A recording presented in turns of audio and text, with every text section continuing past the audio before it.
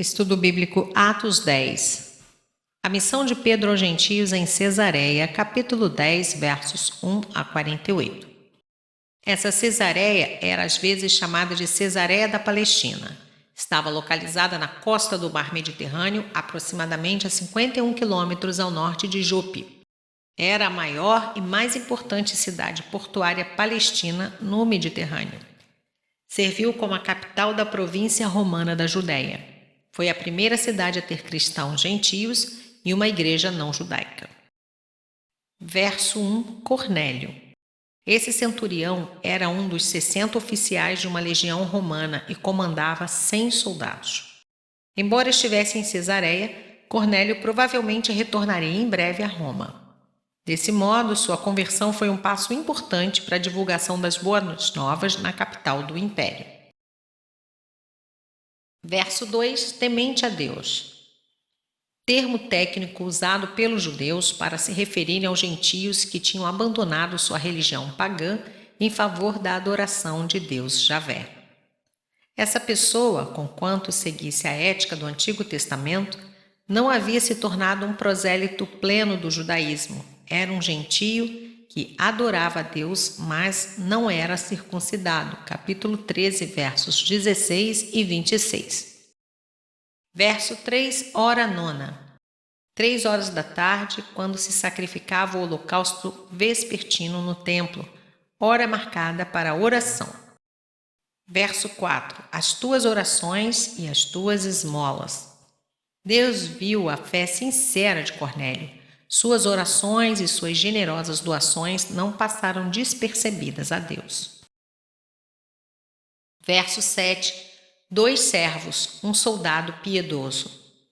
Cornélio escolheu 2 servos de confiança e um soldado que também temia a Deus como ele próprio, para irem a Jope em busca de Pedro. Verso 9. Hora sexta, meio-dia. O judeu piedoso orava 2 ou 3 vezes por dia. Salmo 55, 17. Daniel 6:10.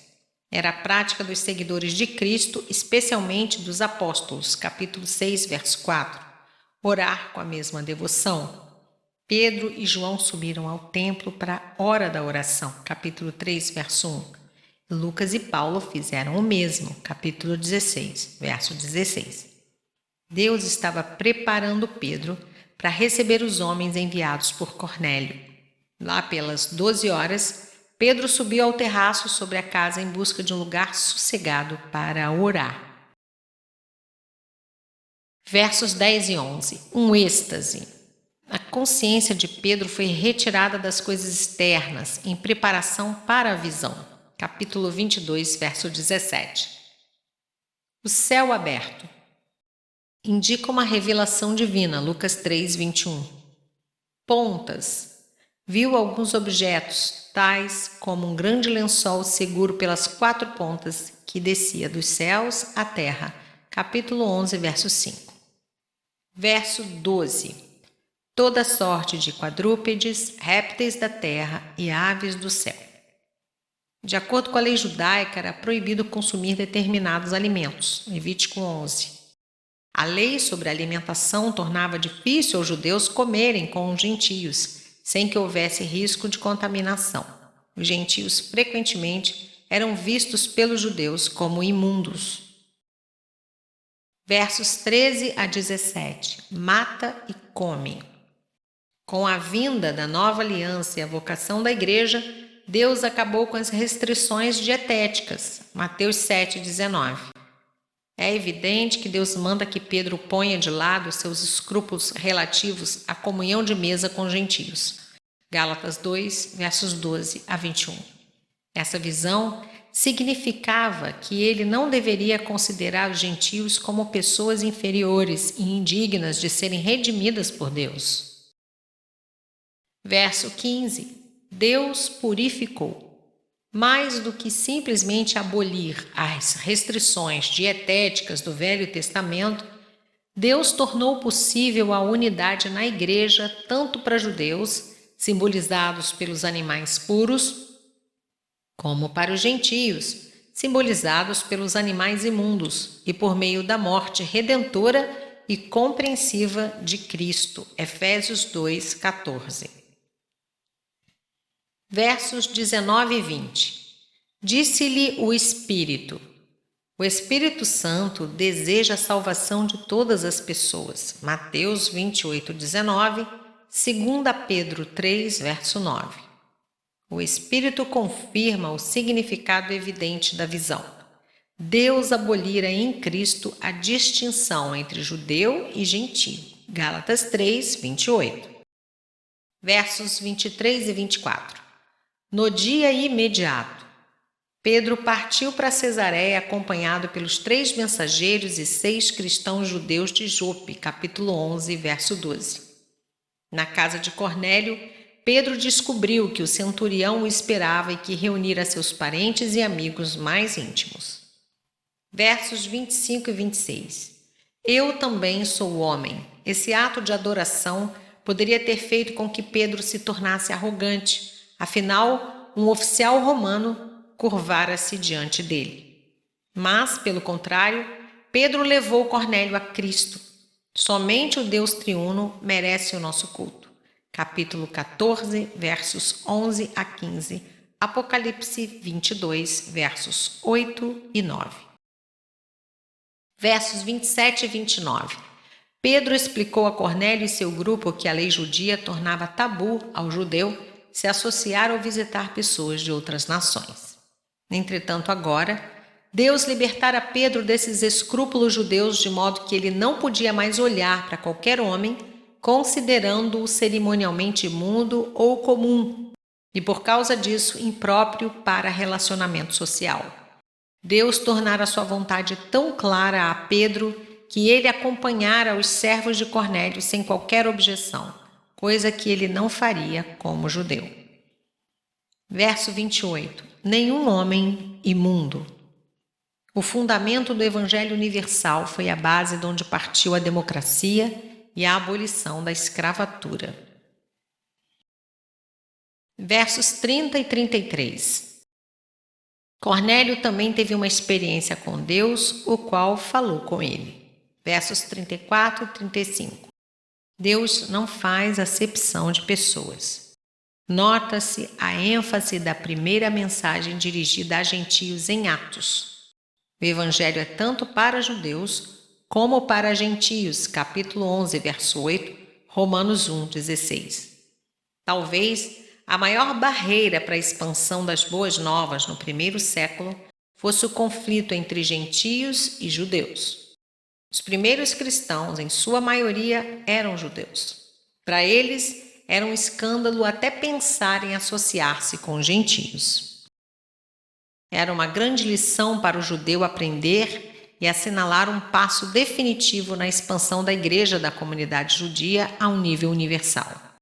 Pedro entendeu a visão e obedeceu apesar da sua formação religiosa e dos seus sentimentos. O apóstolo mais tarde lutou com isso novamente. Gálatas 2, versos 11 a 14. Verso 36. Evangelho da paz. A paz da reconciliação com Deus através do sangue de Jesus, nossa paz. Efésios 2, versos 13 e 14. Senhor de todos. Embora Deus tivesse enviado sua palavra primeiro a Israel, Jesus é Senhor tanto de judeus quanto de gentios. Versos 37 a 43. Esse breve e poderoso sermão de Pedro contém uma declaração concisa das boas novas. A perfeita vida de servo vivida por Jesus, sua morte na cruz, sua ressurreição pessoalmente testemunhada e experimentada por Pedro, o cumprimento das Escrituras por parte de Jesus e a necessidade da fé pessoal nele. O Evangelho inclui um aviso do juízo vindouro tanto para os vivos como para os mortos, juízo esse que será feito diante do Jesus ressurreto e a sua oferta do perdão dos pecados para todos quantos creem nele.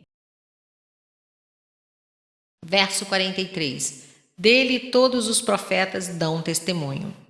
2 exemplos de profetas que testemunham sobre Jesus e o perdão dos pecados que ele concederia são Isaías 52, 13 a 53, 12 e Ezequiel, Ezequiel 36, versos 25 e 26. Versos 44 e 45. Caiu o Espírito Santo sobre todos. Eles foram ungidos pelo poder do Espírito e estavam louvando a Deus e falando em línguas, verso 46.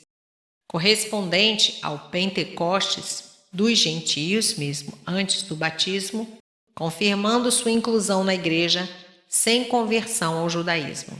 Era difícil para os judeus rigorosos, que não tiveram a visão de Pedro, entender que Deus não mostrava favoritismo em sua oferta. Naquele dia, na casa de Cornélio, um novo capítulo da história cristã foi escrito, quando um líder cristão judeu e um cristão gentio convertido descobriram algo significativo sobre o outro. Cornélio precisava de Pedro a fim de ouvir as boas novas e conhecer o caminho da salvação. Pedro precisava de Cornélio para saber que os gentios estavam incluídos nos planos de Deus. Verso 46. Os ouviam falar em línguas. Pedro e os que o acompanhavam consideravam o falar em línguas mediante o Espírito como sinal convincente do batismo no Espírito Santo. Versos 47 e 48. Imediatamente Pedro reconheceu que os gentios deviam ser introduzidos na comunidade da igreja e por isso ordenou que Cornélio e sua família fossem batizados no nome de Jesus Cristo. Nesse caso, o batismo nas águas seguiu-se ao batismo no Espírito, sendo todos eles recebidos pela igreja cristã. Verso 48. Por alguns dias, Cornélio queria que Pedro permanecesse com ele por alguns dias. Pedro, portanto, não retornou imediatamente a Jerusalém, mas permaneceu um tempo com Cornélio, instruindo-o nas coisas do Senhor.